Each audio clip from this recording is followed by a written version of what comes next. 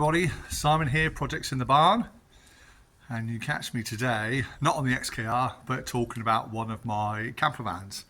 I've had a few comments from a few different people now asking me what I'm going to talk about the other vehicles that I've got. So I thought while I'm down the barn doing some work on this motorhome behind me, I'll give you a quick run round on where we've got to on our very own Karmann Distance Wide. At the moment we've got 5 camper vans / motorhomes going through different stages of build. One is for a sort of family friend / customer, which is the big one out here. The other 4 are our own, and this is a throwback. I used to do this full time for a living. I had my own business doing custom bespoke camper van interiors a few years ago. It's something I don't do for a business anymore,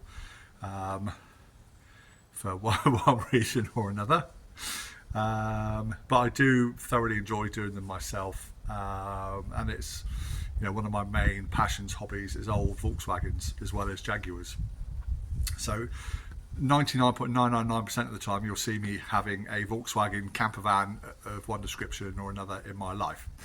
So the one we're going to talk about today is my Karmann Distance Wide. I did start up a little playlist on this because we had to do a complete rebuild on it. When I say a complete rebuild, I mean the whole of the back of the van come off to be remade again to go back on. So if you haven't seen it, check out the playlist for the Karmann Distance Wide. I'm sure you'll be astonished as to why I'm even bothering with it, because it was pretty bad. But although it's not finished, it'll be finished. We go away in it in March 2024. So it's got to be finished for then. I've passed so many deadlines now, I've lost count. However, this is a definite, we're going away in it in March deadline. As definite as it can be. I think the trouble being I've got a couple of other vans to fall back on, so I don't want to rush it because then things go wrong. But I'm going to take you around now the Karmann Distance Wide, which is based on a Volkswagen LT31. And I'll show you where we are. I say it's nearly done, but it's a good stage to show you where we are. Excuse me, because you can see on one side of the van it's pretty much all together, whilst on the opposite side we've still got a few panels of the aluminium exterior paneling to go back on, but you'll be able to see the timber framework and everything that we've had to do. So bear with me, we'll take you around the outside, we'll take you around the inside. Again, the inside's not finished, but it'll be a good point and a point of reference, I think, for myself and for those that are interested, that are following it on YouTube, to see where we are with it. So without further ado, let's spin you around. And we've got to say hello to the Jag, haven't we? There we go. But there we go. Right, so as I said, I'll step back a bit so we can try and get the whole van in, if we can. So this is a 1993 Volkswagen LT31 Karmann Distance Wide. So Karmann is a coach built company in Germany, and basically they would have got the chassis cab off of Volkswagen and then built the coach built rear themselves and then sold it within their own sales department. So looks like a normal motorhome, looks like an old motorhome. It's filthy dirty, clearly needs a clean. But I want to start with this side because it's almost done. Ignore the piece of sponge foam up there. That's the bed for up here. One I had a bit of a tidy up the other day. I just threw it up there to get it out of the way because we've still not finished the inside. But let me just try and capture the van. So on the outside here, hopefully you can see, we've got, my finger again, one more piece of aluminium trim to finish off this cap in. And that's pretty much this side finished, all apart from a massive clean. Yeah. So from here backwards, so all of this coach built body is timber framed and then clad in these separate aluminium panels. There's what, 1, 2, 3, 4 aluminium panels.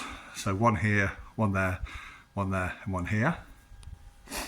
And in between that is the timber framework, the interior being a 3.6mm plywood board, which is the finished walled board you would see from inside the van. And there's 25mm of polystyrene insulation, and then the aluminium goes on the outside. And then we've got different doors and latches and catches and stuff like that on the outside for various bits and pieces. But I just wanted to show you it all built up on this side. So this side now, so apart from being cleaned, a few finishing touches, is proper rock solid. You never would have been able to do that before. And the black plastic all the way along here, I say, needs some trim on it, some finishing caps. So I say it's not finished. I just wanted to show you where we are with it. And then we come to the back end here. Again, all rebuilt. You've got these rails on the back. You've got the one down there. And there's one that's same as that, goes above the window to take a bike rack. And a lot of the questions I'm getting is about my roof. So we'll have a chat about that in a minute. But it does have an element, the original aluminium roof has gone back on. In fact, let's have a chat about it now, haven't we? So the original aluminium roof has gone back on. And then what happens is the aluminium roof sits where it goes all the way along the top. There is then a rubber seal which goes underneath this aluminium edging. So it goes on the sidewalls to sidewall. And as we get to the roof, it goes from the roof to the sidewall. Then this aluminium capping, again, needs a bit of fettling, finishing off. That aluminium capping then goes on top of that rubber corner trim. Now, unfortunately, because this is made of timber, the whole back of this body is made of timber. Over the seasons, you get movement, expansion, contraction. Driving down the road, it wobbles around. And basically the joint between the aluminium roof and the aluminium side panels becomes loose, dislodged, and water eventually seeps up and gets inside. So I've reframed a few of these, not the distance wides, but the baby brother of these, which is the Type 25 Gypsy and Cheetah. Which I owned the Cheetah, one of two in the world in its specification that I reframed.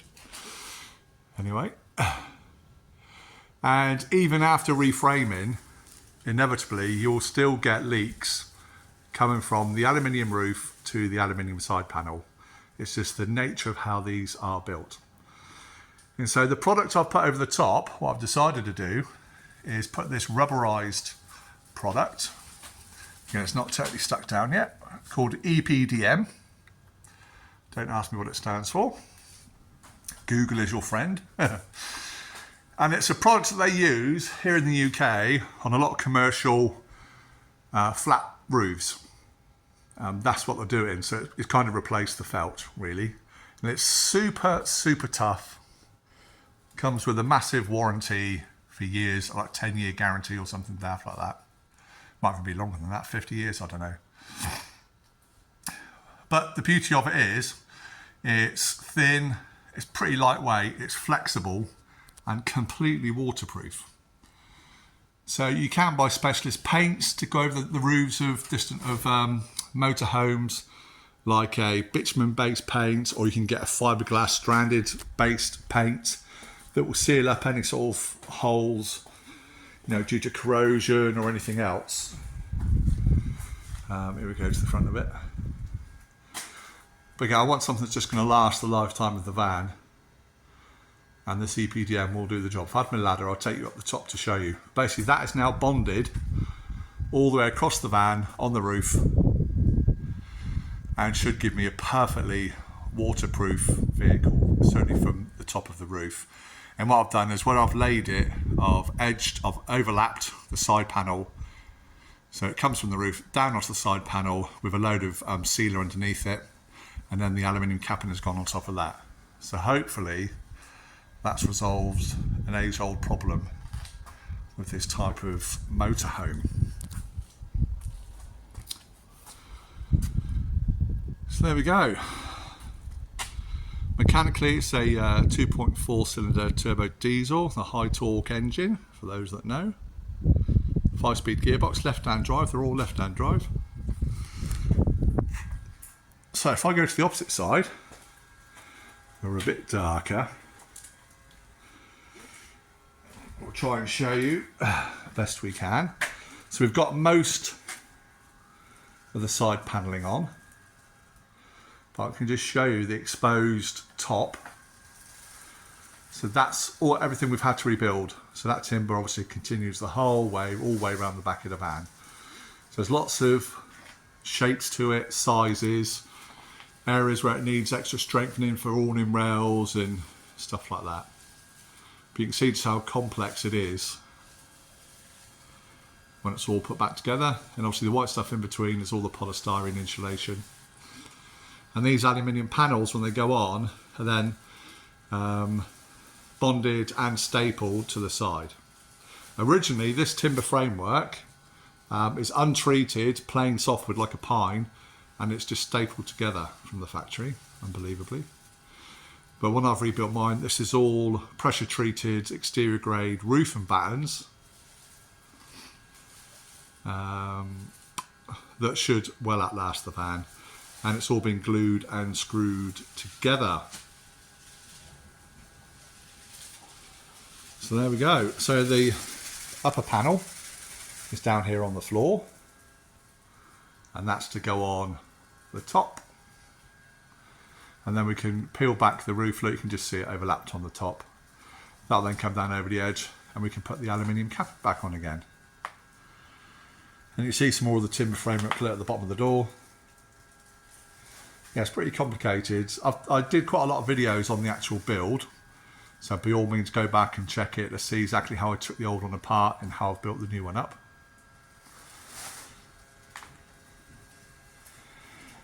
But that's where we are with it. And then on the interior, again, we're not finished, but we'll go in. It's one of my windows. Right, if I turn the lights on. Okay.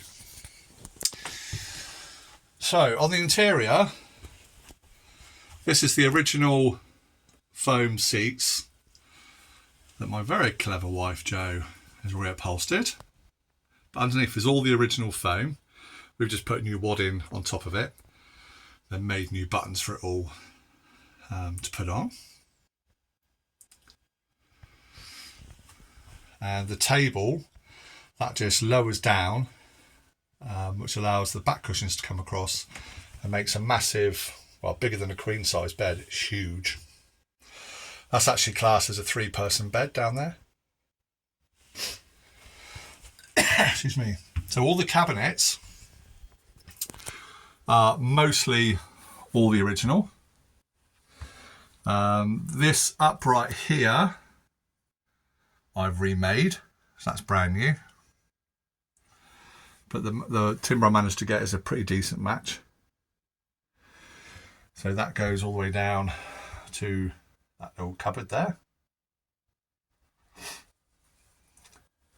And the same opposite one here, I've remade that. Again, which is new. But I say otherwise, apart from a few localised repairs, the interior is pretty good. You can see the cabinets, there's a skylight, see there's a little gap there in the boards. I've yet to cut out, but there's a skylight which goes in there, which I've yet to do. You can see all the cupboards all the way around. And how this structure is made, let's say it amazes most people when I tell them it's timber framed, but you actually screw through from the outside through the timber framework into all the cabinets. So the cabinets are all fixed into position from the outside. So it forms one big, strong structure. So all this roof, the ceiling, it's all brand new. All the way along. And again, there's some joining strips to go on. It's hard to sort of show you inside here, such a small space for a video camera. Yeah, that's all the original. It's a new carpet down. A friend of ours, Steve, he supplied and fitted the carpet for us. So big shout out to Steve. Thanks, buddy. Very kind of him. And pretty much we've not touched the van since he came and fitted the carpet, actually. We've not been able to do much to it. So this door here here. Used to be higher up there. So you used to start at the top there and come down. And the original gas heater was just down by the carrier bag down here. Now, one of the previous owners has fitted a diesel planar heater, and that gas heater was broken. So what I decided to do is take that heater out. We've now turned that into storage. So I've lowered it, just all I've done is taken the door off. Again, it's hard to get the perspective. I've lowered the door down to leave a space up the top there where we can put a built-in oven. So it makes sense to have the oven at a height where we can stand up and put food in, as opposed to having the oven all the way down there. So that's one of the features that we've changed inside the van. So at the front here, the overcab is currently where my bathroom is living. So this is all the original bathroom that I have cleaned, prepared and repainted. It all gone a horrible mustardy yellow colour. So again, although it's been dirty, that's come up really, really well. So the board underneath is brand new ply for the bed. And you can see the curves of the bed. This timber here is will be replaced. It's one of the remnants from the fiberglass overcab area, so that will come out and a new one will go in. But there'll be a finishing piece of trim which goes up there, almost like a headboard, I guess. It'll be finished in the same material as the back seats. And this is where the other window is that's currently inside the van. This sort of padded area here, that'll all be reupholstered again in the same material as the seats. Then here we have the kitchen. So plenty of storage in these units. Again, all new boards. So you can see all the electrics running through there. All needs tidying up a little bit. Just fitted a new light, which will sort of go up underneath there. Just haven't fitted it up there yet. Stay, as you can tell, a multimeter. And then this is all the original worktop. We just had to redo, or my father-in-law, he remade the back piece there. So thank you, Tony, for that. So we managed to save the original, but he just refined what he could. So all still matched in. So if we lift that up, again, once a clean, as you can see, this is the original 2-burner hob. And then let's just latch that into place. And if I can hold the light with one hand and do that, that shows the original sink. We have fitted a new tap. So yeah, that's in place. That just sort of folds up. That's just a blank in plug that will go over that hole. So that's the plug that will work in there. The tap that just goes up and down. Got a 3-way fridge. And a bit more storage just to the left hand side there. A couple of shelves. This is all original. Again, don't forget everything needs a really good deep clean. The drawer. Front cab area, as you can see, is a bit of a mess. The original seats and the door cards are going to get upholstered in a combination of, we think, grey vinyl and the same material as the rear seats are done in. So that should brighten up all of the cab area for us. But again, we haven't got that far yet.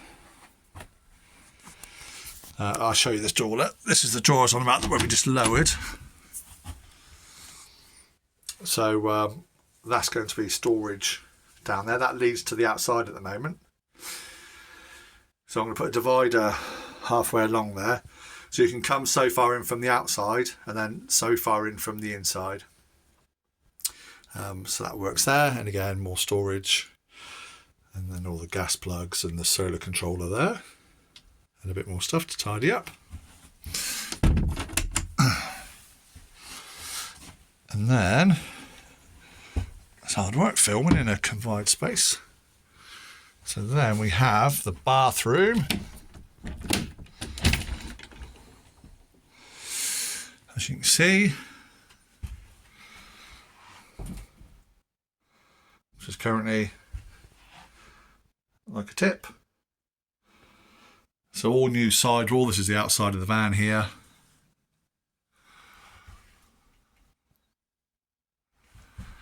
So all this will be getting recovered in like a cushioned vinyl.